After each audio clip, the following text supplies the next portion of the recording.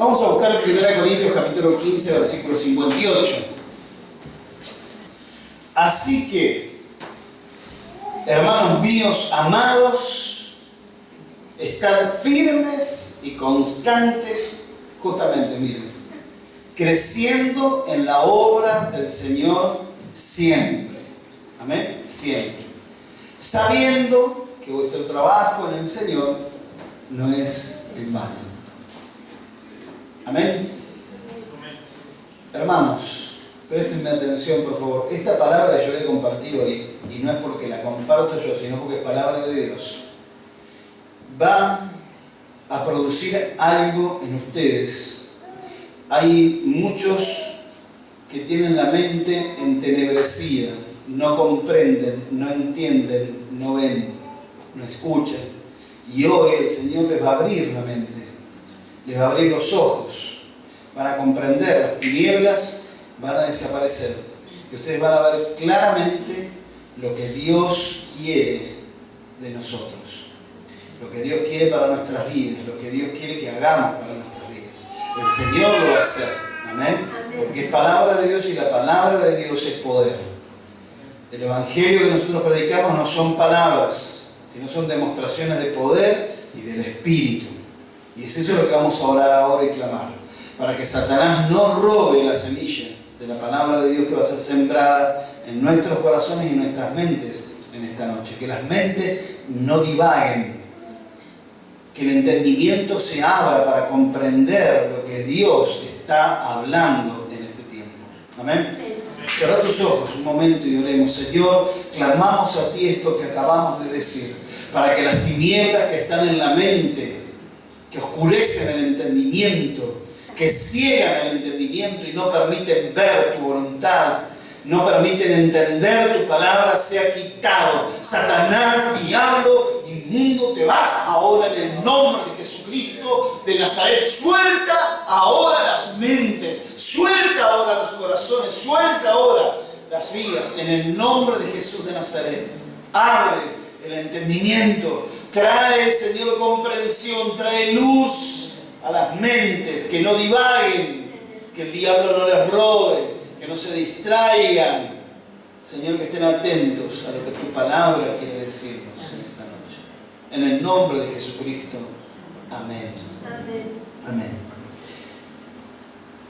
Venimos hablando en este tiempo sobre la importancia del fundamento. ¿Se acuerdan? Empezó todo así. Y establecimos que el fundamento, y presten atención a esto para que no cree confusión en lo que voy a decir. El fundamento es Cristo.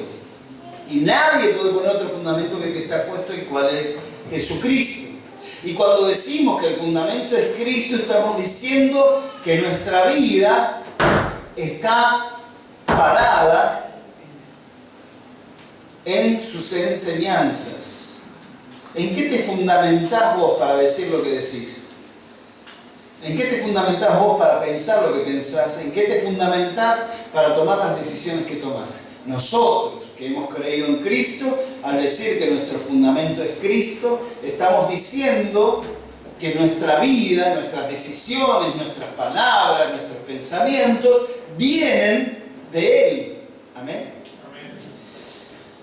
Leímos el Hebreos 6, ¿se acuerdan? Venimos predicando de esto ya hace varios domingos. Hebreos 6, del 1 al 2. ¿Cuáles eran los elementos básicos, fundamentales de la enseñanza de Cristo que justamente constituyen el fundamento? Si cuando decimos el fundamento, decimos ¿qué es el fundamento? Sí, es Cristo. Pero ¿qué significa que Cristo sea el fundamento? Significa sus enseñanzas, lo que Él enseñó, lo que Él dijo, los mandamientos que dio. Porque es fácil decir, nuestro fundamento es Cristo. ¿Y qué estás diciendo con eso? Estás diciendo que las enseñanzas de Cristo son los elementos en los cuales vos te fundamentás para vivir la vida. ¿Amén? Entonces, dijimos que si no practicamos lo del fundamento, si no practicamos estas cosas, no podemos decir que estamos fundamentados en Cristo. Ya que no podemos divorciar la teoría de la práctica. ¿Sí? ¿Se acuerdan que hablamos de eso? Cuando Cristo enseñaba, Él no enseñaba para crear un mayor intelecto en sus oyentes. Él enseñaba para que la gente cambiara, tomara decisiones, hiciera lo que Él mandaba. Amén. Él no hablaba de una religión, no hablaba de una denominación, no hablaba de una iglesia, no hablaba de una estructura o de una forma de iglesia, sino Él hablaba la palabra de Dios, que es viva, es eficaz, amén, y que sirve para nuestras vidas. Y cuando el escritor de Hebreos dice esto en Hebreos 6, él está diciendo algo muy importante. Dice, dejen ya el fundamento. Pero está explícito acá, bien claro, que el fundamento ya está puesto. El problema es cuando no está puesto el fundamento. Y el fundamento, si bien es Cristo, lo son sus enseñanzas. Y dice ahí en Hebreos 6, dejando ya los rudimentos, lo rudimentario, lo más elemental, lo más básico, de la doctrina de Cristo. Y dice, vamos adelante a la perfección, no echando otra vez. ¿Ven? Da por sentado de que ya estaba puesto el fundamento. La pregunta es, en tu vida, ¿está puesto el fundamento? ¿Está parado sobre el fundamento? ¿Y qué es eso? Y bueno, acá lo dice, no echando otra vez el fundamento. ¿Cuál es el fundamento? El arrepentimiento de obras muertas. ¿Te arrepentiste de las obras muertas que no son, que se acuerdan, las obras muertas son las obras que no son de Dios? Por más buena que sea, si no es de Dios, es obra muerta. ¿Te arrepentiste de las obras muertas?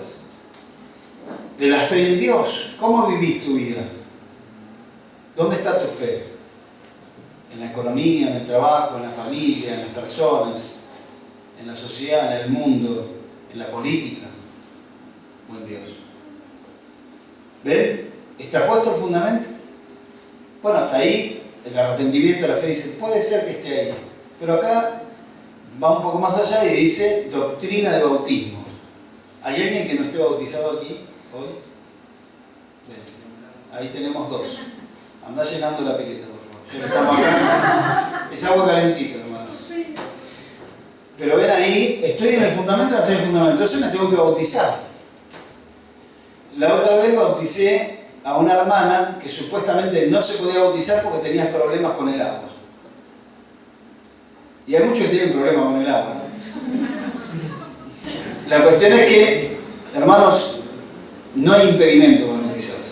Los temores, los miedos, las enfermedades. Hemos bautizado personas que no se podían sumergir por la enfermedad. Le dijimos por fe te bautizamos, igual se bautizó y estaba mejor que antes. No hay problema con el agua. Amén. Entonces, ¿ven? El arrepentimiento, la fe, el bautismo. ¿Y qué más? Que vimos el domingo pasado, no, sino el anterior. La imposición de mano. ¿Cuántos de ustedes han orado con imposición de mano por otras personas? Levanten la mano. ¿Ven? Los que no lo hacen, los que no lo practican, no están en el fundamento. ¿Por qué? Porque acá dice imposición de mano, tienen que orar por la gente con imposición de mano. Amén. Y podemos entrar en la discusión, pero ¿quién? Los que están maduros, los que están crecidos, los que tienen la doctrina. Podemos entrar en muchas discusiones. Acá está hablando de que esta es la enseñanza rudimentaria, lo más básico. El ABC, el 2 más 2, es esto. ¿Qué es? Arrepentimiento de obras muertas, la fe en Dios, el bautismo, la imposición de manos. Yo me sorprendí con esto de la imposición de manos. Porque estamos para bendecir, dijo Maru hoy. Y lo dice la palabra, no porque lo dice Maru, sino porque lo dice la palabra. Estamos para bendecir. Y una de las formas de bendecir, y lo vimos el domingo ese que prediqué de esto, y lo vimos en las casas abiertas que se está dando el estudio sobre esto, que la imposición de manos es para bendecir, para sanar, para liberar, para impartir el Espíritu Santo, para impartir dones, ministerios. Es tremendo lo que hace la imposición de manos. Es una práctica que Jesús le enseñó como algo elemental, rudimentario, básico. Es el fundamento. ¿Amén? ¿Cómo estás con el fundamento? Y ahí vamos. ¿Y qué nos falta? la resurrección de los muertos y el último, el juicio eterno, que yo voy a hablar el domingo que viene. Pero hoy vamos a hablar de la resurrección de los muertos. ¿Y de qué vamos a hablar? ¿De cómo resucitar muertos? Podríamos, pero no ese es el tema. Acá habla de la resurrección de los muertos, o sea, de los que mueren creyendo en Cristo, y la resurrección antes de la venida de Cristo o en la venida de Cristo. Así que, en base a este texto, vamos a seguir viendo detenidamente cada uno de estos elementos. Y recuerden que lo que yo estoy hablando no es una predicación, sino un entrenamiento. Nos estamos entrenando para hacerlo. Y ustedes dicen, ¿cómo se hace lo de la resurrección de muertos? Tranquilo, usted no tiene que hacer nada para resucitarse a sí mismo. Si ahora me resucito, si me muero me pongo mal y me resucito. No, pero la resurrección de los muertos tiene que marcar tu vida y tu conducta, tus hábitos, tu forma de vida tiene que ser marcada por lo que vos crees en cuanto a la resurrección de los muertos. Ustedes dirán, ¿qué tiene que ver el pasaje que leímos? Ya se olvidaron del pasaje, 1 Corintios 15, 58, vamos a ponerlo otra vez. Díganme, ¿qué tiene que ver esto con la resurrección de los muertos? ¿Alguien lo ve ahí, que lo pueda leer, por favor, en voz alta, rápidamente? Así que, hermanos míos amados, estad firmes y constantes, creciendo en la obra del Señor siempre, sabiendo que vuestro trabajo en el Señor no es en vano. Amén. ¿Qué tiene que ver? Hay una parte ahí que tiene que ver con la resurrección de los muertos. ¿Cuál es? Descúbranla. Miren, presten atención. Hay dos palabras cortitas que tienen que ver con la resurrección de los muertos. Aleluya. Revelación, Señor.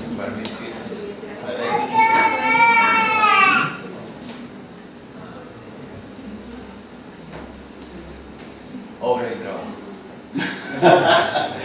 No. Les voy a evitar el pecado de adivinar. Las dos palabras que conectan la resurrección del muerto con esto son así que.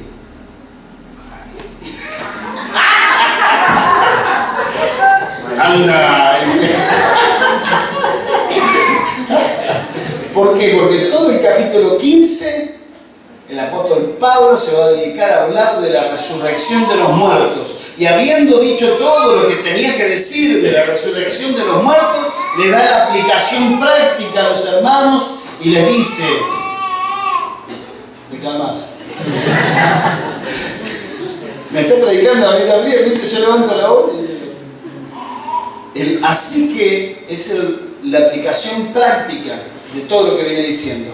Por todo esto que te dije, así que, por todo esto que te dije, tenés que saber que vos tenés que estar firme, constante.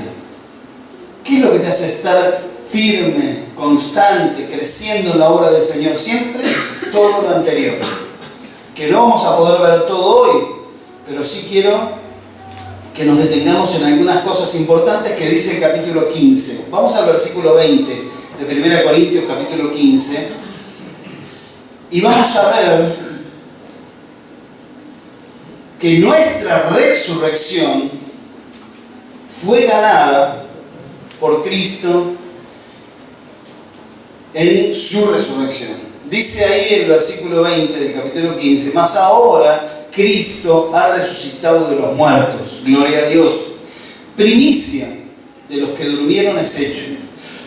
Porque por cuanto la muerte entró por un hombre, presten atención, también por un hombre la resurrección de los muertos.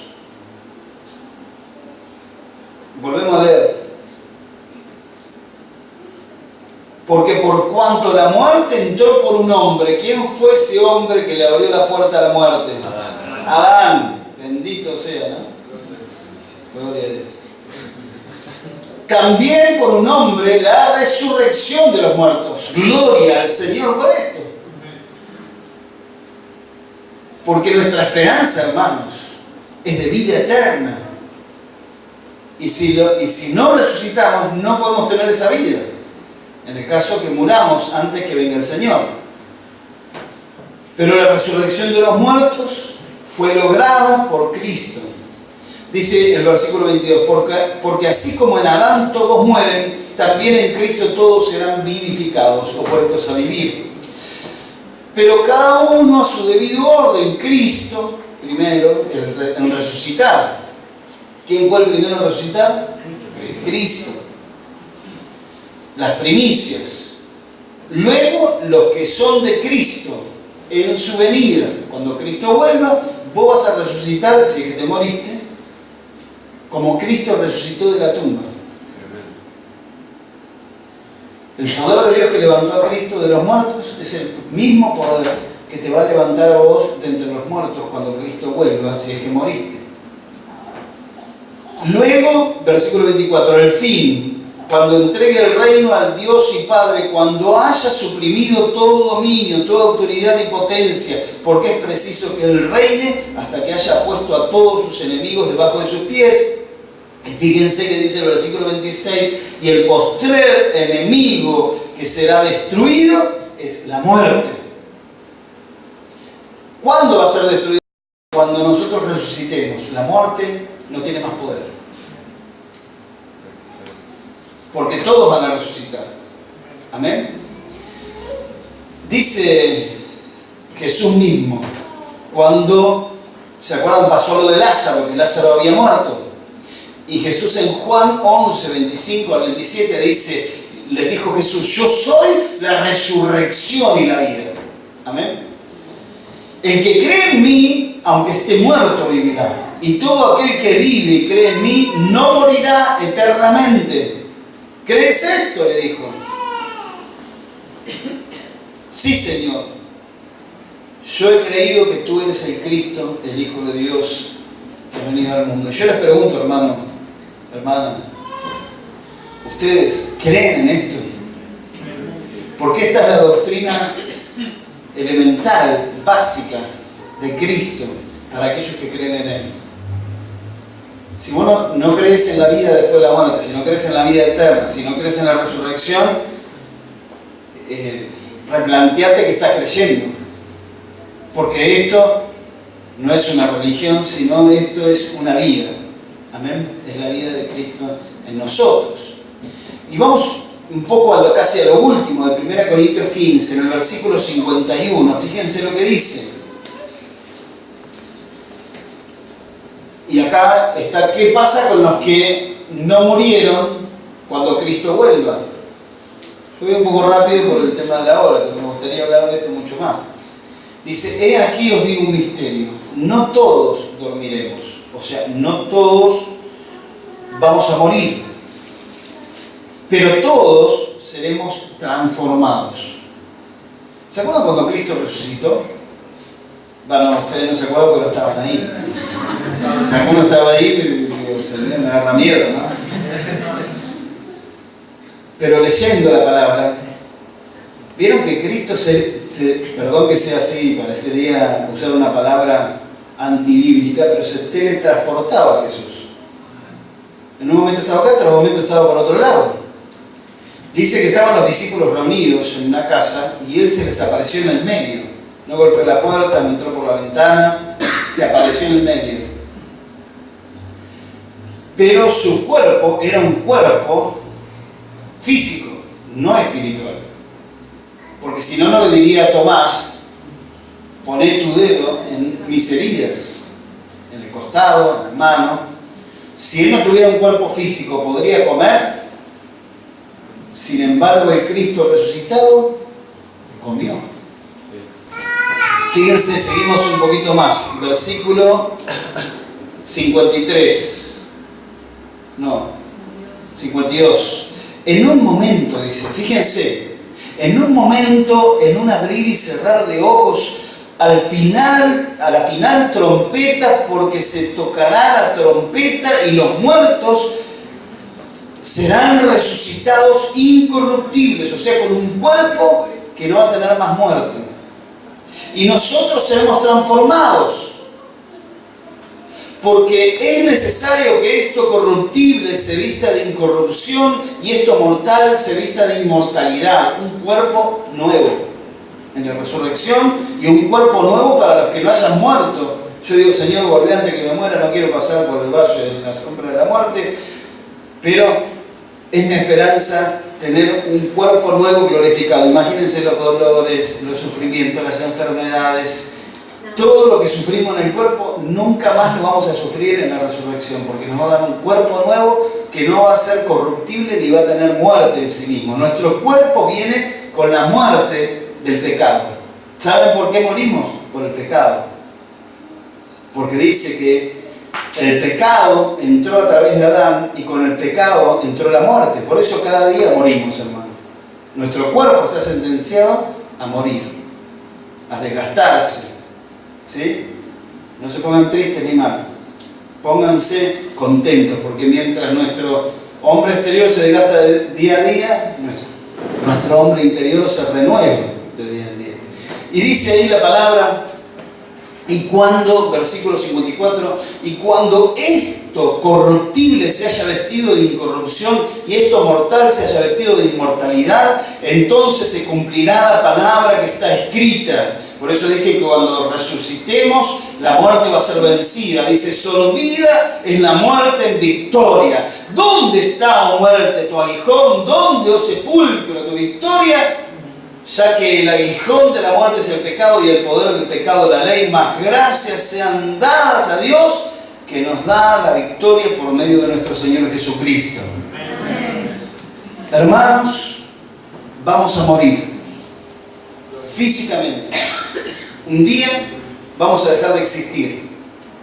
Perdona a aquellos que le tienen miedo a la muerte y dicen, ay, la muerte a mí. Hermano, es lo que nos espera a todos. Y perdonen que diga esto, pero no creo que tenga que pedir perdón, porque es la palabra de Dios. Todos vamos a morir, pero todos vamos a resucitar. Amén. Amén. Y esa es nuestra esperanza.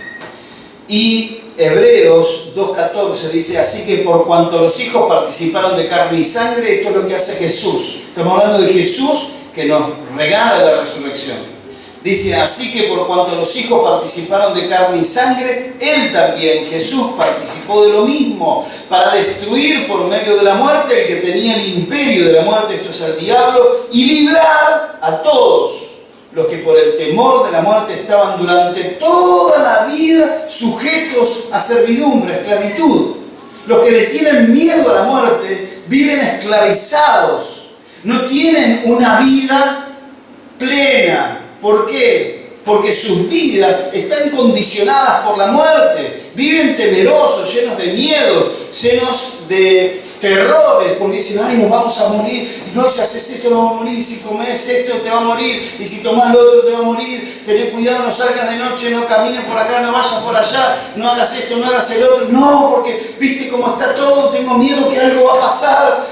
Viven esclavizados por la muerte, por el miedo a la muerte. Pero aquellos que hemos creído en Cristo no es que tampoco vamos a tentar al diablo, no vamos a tentar a Dios y tirarlo de un edificio y decir, no tengo miedo a la muerte. No vamos a andar arriesgándonos, pero no vivimos condicionados como los que no tienen esperanza. Nuestra esperanza es de vida eterna, hermano. Y si nos tienen que matar, nos van a matar, y si nos tienen que pisar un auto, nos van a pisar un auto, y si tienen que caer un avión, se va a caer un avión, y si nos tienen que algo, de alguna manera nos vamos a morir. Pero, ¿qué tu esperanza estaba a vivir toda la vida acá en la tierra? Nuestra esperanza es vivir eternamente con el Señor en el cielo. Amén. La resurrección le da sentido a la vida. ¿Por qué digo esto? Porque si vos no crees en la resurrección, ¿para qué vivís? ¿Para qué te cuidas? ¿Para qué haces todo lo que haces? Si no vas a resucitar. Miren, vamos a la palabra otra vez. 1 Corintios 15, 29, 32. Yo sé que cuando leamos esto a algunos les va a quedar la intriga y van a decir, ¿pero cómo es esto? No nos vamos a meter ahí. No nos vamos a meter ahí. Ni siquiera me pregunten ahora porque no lo voy a contestar. Dice, de otro modo, ¿qué harán los que se bautizan por los muertos si en ninguna manera los muertos resucitan? ¿Por qué pues se bautizan por los muertos? no voy a decir nada de eso. Pero estaba la práctica, se bautizaban no los creyentes. Había en ese tiempo, había una religión, una cultura, donde se bautizaban por los muertos, para que los muertos se salvaran. ¿Y por qué nosotros peligramos a toda hora? Fíjense lo que dice ahí el apóstol Pablo. ¿No es la misma pregunta nuestra? ¿Por qué nosotros peligramos a toda hora? El peligro, hermano, de salir y venir hasta un culto. Porque hoy es peligroso venir a un culto. Me acuerdo hace mucho, y no hace tanto, justamente por otra norma que están acá, un día se fueron del culto a la casa y lo asaltaron en el camino. Es peligroso salir de noche, cruzar, ir, venir. Miren, el otro día le estaba leyendo en el diario El Día, un muchacho que sale de trabajar a 6 y algo de la mañana, antes de las 7 de la mañana, con el viento que había, la lluvia, el temporal que había, él salió en su moto, se cayó un árbol allá en Villa Alicia. Y va con tanta suerte que el árbol le cae encima y lo mata. Qué justo, un árbol que cae, él va en la moto y lo mata. Entonces, ¿qué hacemos? No vamos a salir a ningún lado, no vamos a hacer nada porque tenemos miedo a morirnos. Estamos continuamente expuestos al peligro. ¿O no? Estamos continuamente expuestos al peligro. Vivamos donde vivamos. Vamos a poder ir a vivir al mejor país del mundo, porque dicen, no, acá ya no se puede vivir más. Porque te roban, te asaltan, te matan, para sacarte un celular te pegan un tiro, no se puede vivir más en este país. Bueno, anda a vivir a un país, anda a Indonesia. No pasa nada, no hay violencia, no hay criminales, no hay delincuencia. Pero se levantó un viento, viene un tsunami y te moriste igual, mira. No lo hagamos tan exagerado. Te tropezaste con el cordón, te pegaste la cabeza contra el piso y te mataste. Y te fuiste a Indonesia para no sufrir acá la violencia. ¿En qué creemos, hermano? Amén. Dice, ¿y por qué nosotros peligramos a toda hora? Os aseguro, hermanos, por la gloria que de vosotros tengo en nuestro Señor Jesucristo, que cada día muero. Cada día muero.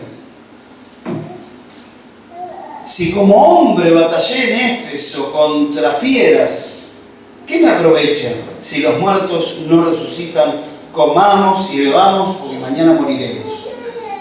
¿Qué está diciendo? Yo aceptaría la invitación igual.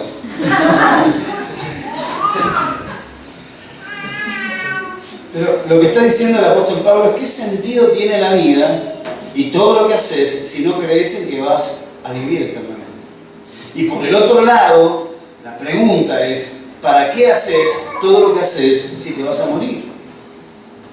Porque algunos hacemos las cosas como que si fuéramos a vivir eternamente.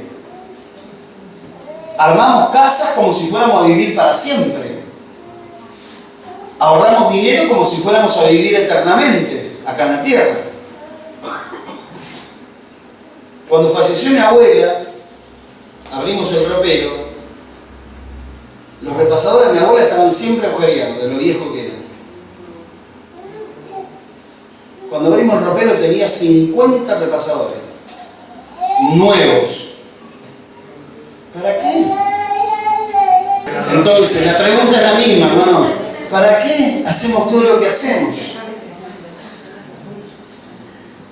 No digo que está mal guardar dinero, no digo que está mal comprar y guardar cosas, no digo que está mal cuidarse de la salud. Si podés cuidarte, cuidate. Pero esa no es la vida nuestra. Nuestra vida está más allá. Nuestra vida está en Cristo. Nuestra vida es una vida eterna. Lo que más nos preocupa, si bien es el cuerpo y lo físico y lo natural, pero pregúntate, de lo que tenés hoy y de lo que estás haciendo hoy, ¿qué va a continuar en la eternidad? Por favor, pensemos. Y oro para que el Espíritu Santo nos dé entendimiento y nos ubique en qué estamos haciendo con nuestra vida. Porque lo que hacemos acá en esta vida va a repercutir en la eternidad. Por eso el Señor dijo, hagan tesoro en el cielo, que van a pasar la eternidad. Hermano, acá pasamos 80, 90, 100 años, 120 años. ¿Cuánto querés? ¿150 años? ¿Para salir en los diarios? ¿Y después qué? ¿Qué va a ser lo importante de acá 150 años? Tu vida eterna. ¿Y qué estás haciendo por tu vida eterna? Tan preocupado estás y pasás el tiempo trabajando, esforzándote, corriendo de acá para allá, para tener una casa, para tener un lugar, para tener un auto, para tener una carrera, para tener ropa, para tener zapatos, para tener comida. Corres y corres, invertís tiempo y te desgastás y te esforzás y te quemás las pestañas leyendo, estudiando para tener un título y que está bien. Pero ¿cuánto va a durar todo eso? Vuelvo a repetir, no está mal, pero esa es tu vida nada más. Por eso la resurrección le da sentido a la vida, porque todo lo que hago lo hago para el Señor, para la gloria de Él, y si lo tengo, y si no lo tengo, no me importa, porque sé que mi vida está escondida con Cristo en Dios. Mi vida estamos en el mundo, pero no somos del mundo. Nuestra vida está más allá. Entonces, vuelvo a pregúntate vos mismo, a sincerarte delante del Señor, ¿qué estás haciendo con tu vida? ¿Vieron? La resurrección le da sentido a la vida, pero también le da un desafío.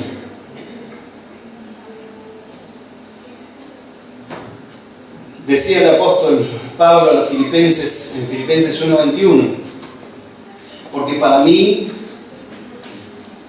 el vivir es Cristo. ¿Qué es el vivir? Es fácil decirlo, suena lindo, ¿no? Dice, para mí el vivir es Cristo. Y después me paso, laborando, estudiando, yendo a lo de los amigos, tomando mate, durmiendo, mirando películas en el Facebook. Esa es mi vida. Para mí el vivir es Cristo. ¿A dónde? ¿En qué país? ¿En qué mundo? ¿En qué realidad? Porque a veces nosotros nos vamos en contra de la imaginación y pensamos que porque venimos un domingo acá, nuestra vida es Cristo.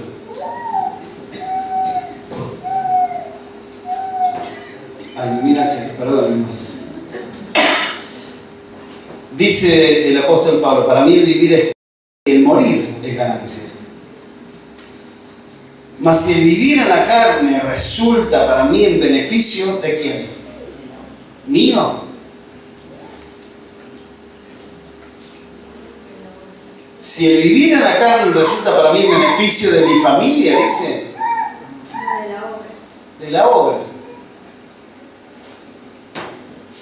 En beneficio de la obra, no sé entonces qué escoger. Porque de ambas cosas estoy puesto en estrecho, teniendo deseo de partir y estar con Cristo, lo cual es muchísimo mejor, pero quedar en la carne es más necesario por causa de vosotros, que son la obra de Dios. Entonces esto a mí me hace replantear un montón de cosas. Primero, ¿qué estoy haciendo con mi vida? Pero segundo, ¿qué vida estoy viviendo? Estoy diciendo que mi vida es Cristo. Si mi vida es Cristo, vivo para la obra de Dios. ¿Y la obra de Dios qué es? Estar acá sentados, escuchándome a mí, leyendo la Biblia, orando. La obra de Dios está en la calle con la gente.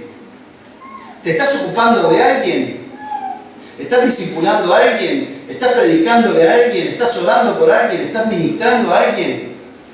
Esa es la obra de Dios. ¿No les agarra a veces como una desesperación santa donde vos te parás, ahí en 197 vos te parás en la esquina y entrás a mirar a la gente que va, que viene, que va, que viene?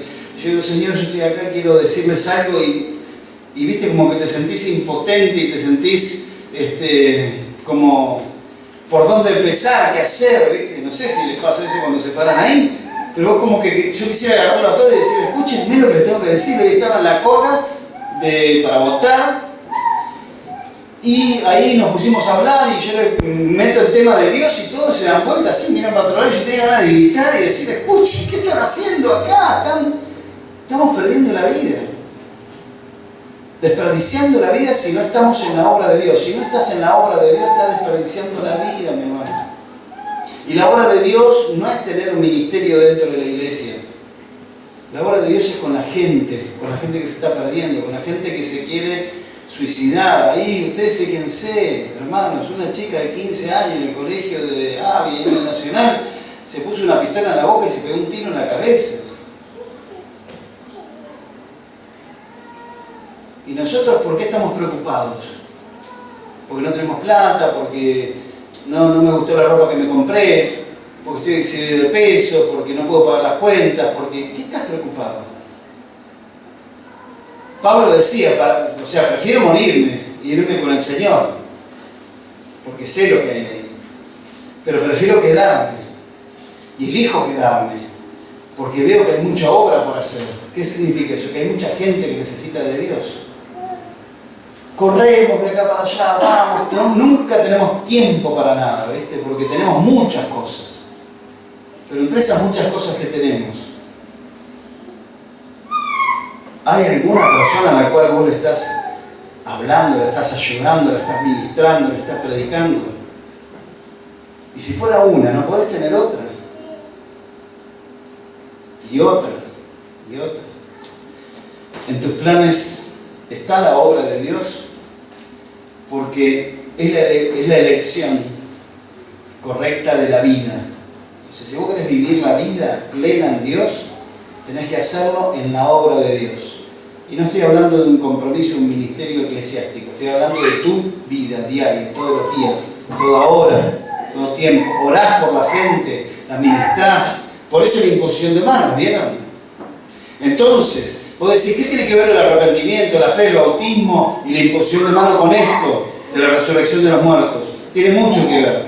Porque si vos crees que vas a resucitar, vas a querer llevarte muchos para allá. Y vas a vivir de esa manera.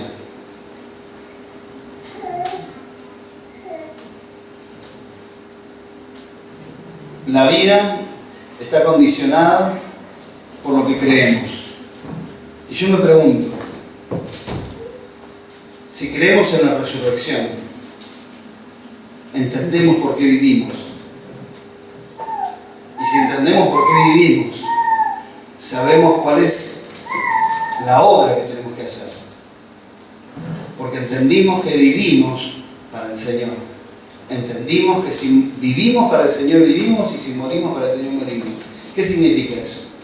Por supuesto, que si me muero, me voy con el Señor, pero si estoy vivo, es para su obra, no es para otra cosa.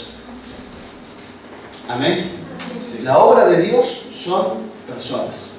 Si vos no estás trabajando con personas, no estás haciendo la obra de Dios. Si vos no estás trabajando con personas, no tenés ningún ministerio. Podés decir, bueno, yo tengo el ministerio de la música.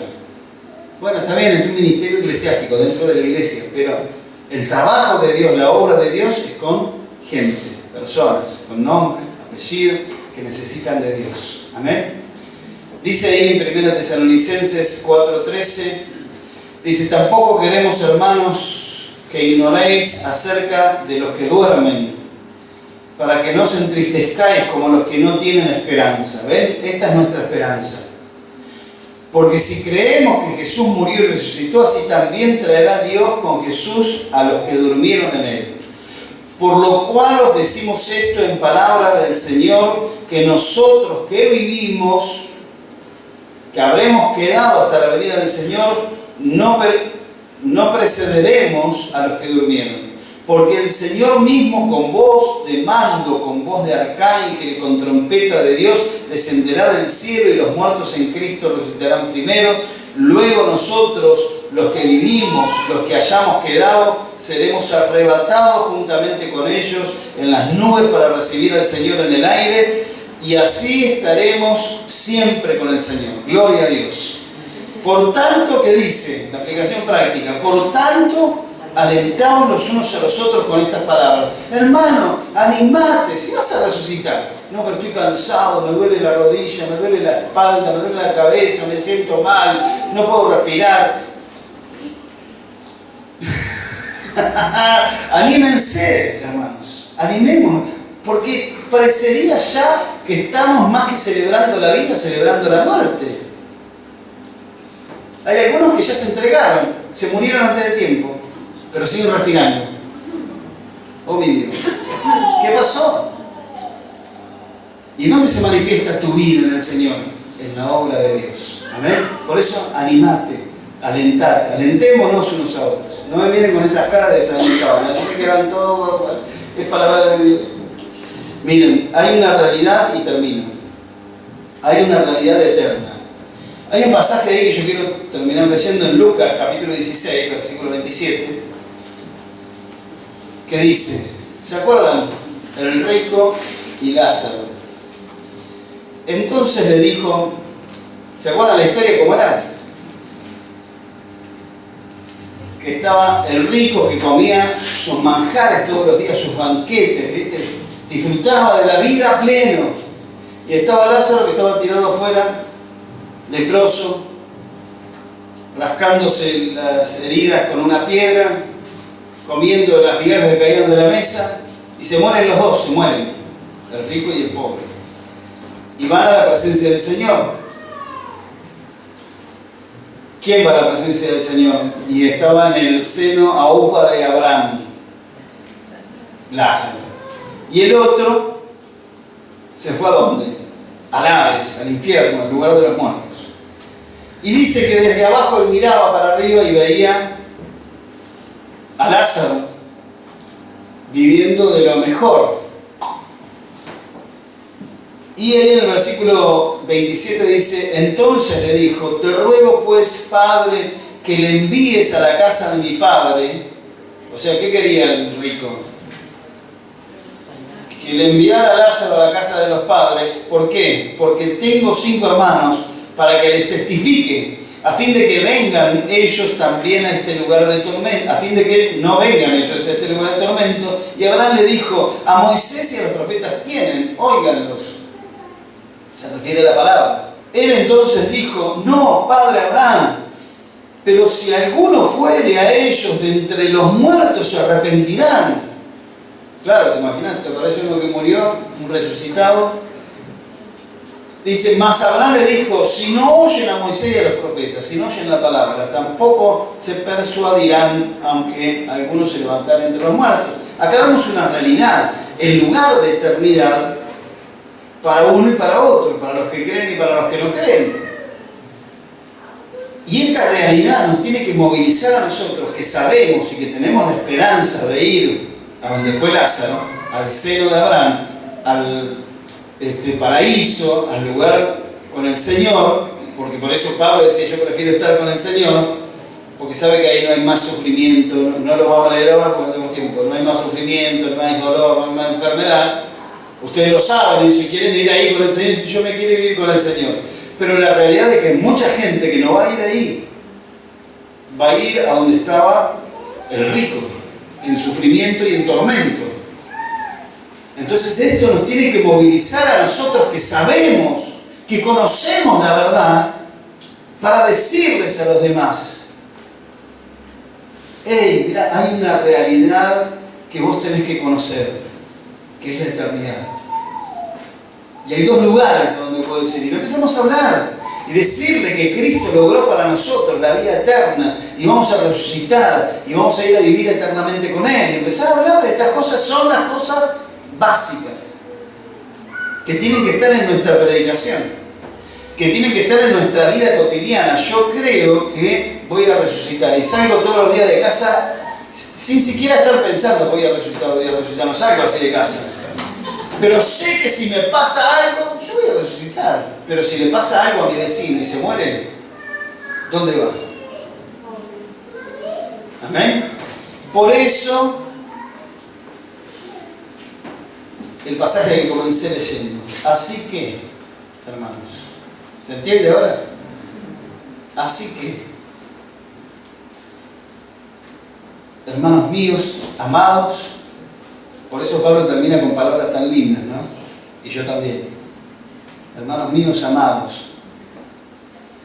Esta palabra es difícil, es dura porque nos desafía a tomar decisiones en cuanto a nuestra vida cotidiana. ¿Qué estamos haciendo con nuestra vida?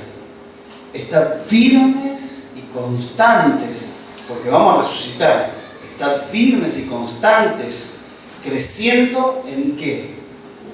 en el negocio que empezaste, en el estudio que estás haciendo, en la familia que estás teniendo, en la casa que estás edificando, en el auto que estás comprando. No, creciendo en la obra del Señor siempre, sabiendo que vuestro trabajo en el Señor no es en vano. ¿Por qué? Porque ese trabajo que vos haces para el Señor en su obra es eterno. Todo lo demás que hagas no es eterno.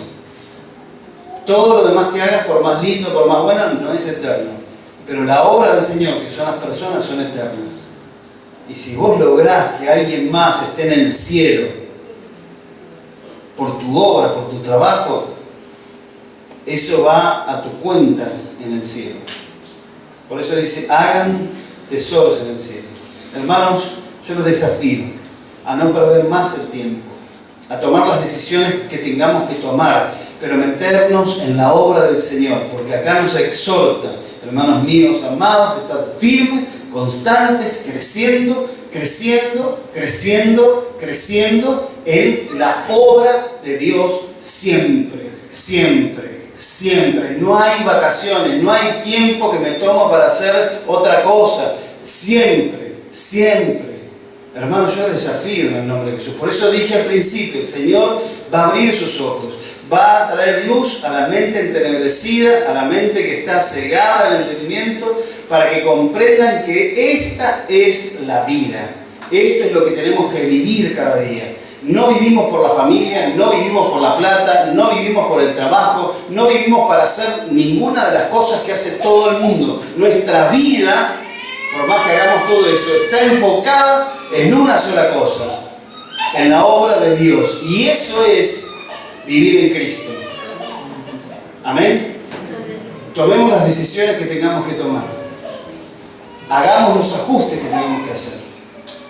Pero vos preguntate de todo lo que estás haciendo, ¿qué es para la eternidad? Si no estás haciendo nada para la eternidad, vas a ser salvo, pero también vas a ser juzgado por tus obras. Si no, pero si yo soy salvo, ¿sí? Te salvás, vas al cielo, pero hay un juicio por tus obras, ¿sabías eso? De eso vamos a hablar el domingo que viene. Si no vienen, ya sé qué decisión tomar. Pero, hermanos, sinceramente, mi intención no es que venga mucha gente, sino que la poca gente que está acá tome la decisión correcta, que es creer en Jesucristo a tal punto que entiendan que nuestras vidas no tienen sentido si no están involucradas en la obra de Dios. Escúchame, si no estás involucrado en la obra de Dios, tu vida no tiene sentido. Algunos dicen, yo soy nuevo, yo recién empiezo, yo todavía tengo dudas, no importa, pero enfócate en eso. Hay algunos viejos mañosos que están acá que no quieren meterse en la obra del Señor, los desafío en el nombre de Jesús a que lo hagan, que dejen las mañas de lado, que dejen las malas costumbres del otro lado y se entreguen a la obra del Señor, porque es lo más maravilloso que nos puede pasar, servir al Señor. Yo no me arrepiento de haber tomado la decisión de servir al Señor de la manera que lo estoy haciendo. He cometido errores, equivocaciones, he tenido luchas, pruebas, dificultades, me han querido matar varias veces. No, todavía no me pasó eso. Pero no me arrepiento de la decisión que tomé. La obra del Señor no es hacer algo, es trabajar con gente. No importa lo que hagas. ¿Te querés disfrazar de algo y pararte en una esquina? Hacelo. No me importa lo que hagas. La cuestión es, y al Señor tampoco, ¿estás trabajando con gente? Porque vos podés montar un escenario maravilloso de trabajo y de cosas, pero ¿y a cuántos estás predicándole? ¿A cuántos le estás discipulando? ¿A cuántos estás enseñando? ¿A cuántos estás salvando? Esa es la pregunta. Después lo que hagas, me podés contar como yo te puedo contar. Viajo por toda América Latina, voy de acá para allá, pero no salvo a ninguno. Y yo no lo tomo como crédito. Por ejemplo, ahora yo viajo a una asamblea de UBLA y digo, Señor, dame a alguien para que se salve. Porque sé que la obra de Dios no es la asamblea ni estar en UBLA. La obra de Dios es que yo le predique a una persona en esos viajes. Entonces yo viajo y digo, estoy involucrado en la obra de Dios porque viajo para UBLA, para la asamblea, para las reuniones, para los congresos, los seminarios, los talleres, ¿estoy involucrado en la obra de Dios? No. Estoy involucrado en la obra de Dios cuando agarro a una persona y le digo, ¿conoces a Jesucristo? ¿Sabés lo que pasa después que mueras? Y le empiezo a predicar, le empiezo a hablar, y le empiezo a orar, y le empiezo a ministrar. Obra de Dios fue lo que hice el otro día con el delegado municipal. Y esa es la obra de Dios. Amén. Después todo lo demás que hagamos para lograr eso no es importante. Es solamente una herramienta, un medio para lograr lo importante. Lo importante es gente, personas, que vos y yo tenemos que alcanzar para que también resuciten con nosotros el día que venga Jesucristo. O sean transformados en un abrir y cerrar de ojos cuando venga Cristo si estamos vivos. Amén, hermanos. Ponete de pie, vamos a orar.